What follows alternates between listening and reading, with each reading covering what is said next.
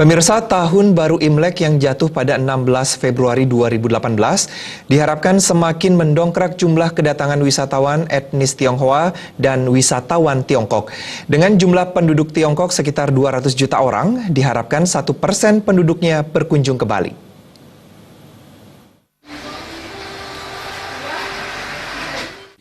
Gubernur Bali Mangku Pastika berharap pada perayaan Imlek 16 Februari ini kunjungan wisatawan Tiongkok ke Bali meningkat.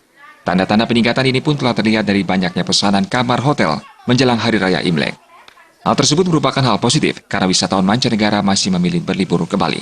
Tiongkok memiliki 200 juta penduduk kelas menengah. Diharapkan 1% dari jumlah itu atau sekitar 2 juta wisatawan ke Bali bisa berkunjung ke Bali tahun ini. Pada tahun 2017, hanya 1,3 juta wisatawan Tiongkok berkunjung ke Bali.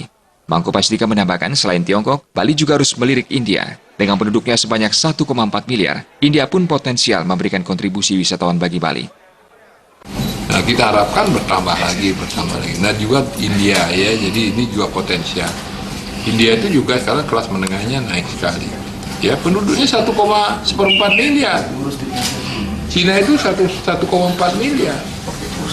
Jadi banyak-banyak penduduknya. Kalau kita bisa menarik dua daerah itu, dua negara itu, bagus sekali. Mendongkrak kedatangan wisatawan asal Tiongkok, berbagai langkah telah ditempuh pemerintah diantaranya, Maskapai Garuda Indonesia membuka penerbangan langsung Denpasar Xi'an, Denpasar Guangzhou, Denpasar Shanghai, dan Denpasar Chengdu. Gung Krisna, Bali TV.